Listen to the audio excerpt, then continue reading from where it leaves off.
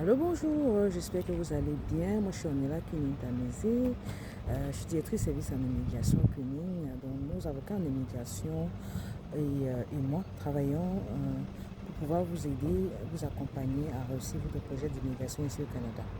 Entre autres, je suis juriste de formation, donc j'ai des compétences juridiques qui me permettent de vous sensibiliser quant à la loi canadienne. Donc aujourd'hui, nous allons parler de la loi du mariage.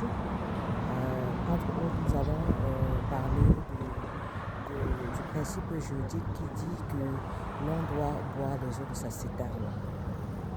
Nous ne pouvons pas commencer à parler du mariage sans parler de la genèse, d'où est venu le mariage. Premièrement, nous savons que le mariage est une institution divine. Et le mariage en tant qu'institution divine est né justement de la volonté du Tout-Puissant. Donc quand le Tout-Puissant a créé l'être humain, ce qu'il a mentionné, c'était que l'être humain s'est rendu compte que l'être humain se sentait seul. Et donc il a dit qu'il n'est pas bon que l'on soit seul, faisons-lui une aide à son image.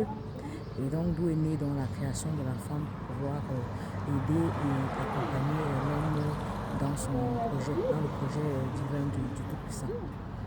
Suite donc au péché d'Adam et Ève, puisqu'il est écrit que Ève a mangé le fruit défendu et a invité Adam à faire de même, le Seigneur a décidé, a pris comme sanction de chasser Adam et Ève du paradis en disant entre autres à l'homme que l'homme travaille à la sueur de son front et que la femme aide enfantera avec douleur.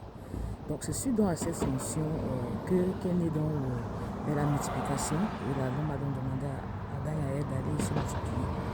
Donc entre autres, c'est donc pour cette raison que la loi du mariage en tant qu'institution divine, il y a donc une loi qui a été créée suite à l'homme et à la femme qui est de ne pas boire les eaux de sa citerne, qui veut dire entre autres d'être fidèle. Donc nous allons parler donc de la fidélité comme étant premièrement un principe, divin et aussi comme étant une loi divine. Donc l'expression de boire les eaux de sa citerne signifie tout simplement, c'est une invitation à l'homme et à la femme de pouvoir rester fidèles au choix qu'ils ont fait de se marier.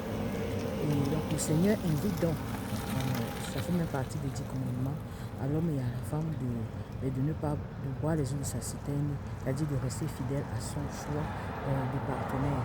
Donc on comprend par là que le mariage d'abord en tant que institution divine est né de la volonté de l'homme de ne pas être seul, mais aussi du péché, parce qu'effectivement c'est à partir du péché d'Adam et Ève que la loi a été constituée, la loi a été instituée qui dit entre autres que l'homme se doit fidélité, c'est-à-dire l'homme et la femme ne doivent pas doivent boire les eaux de leur citerne.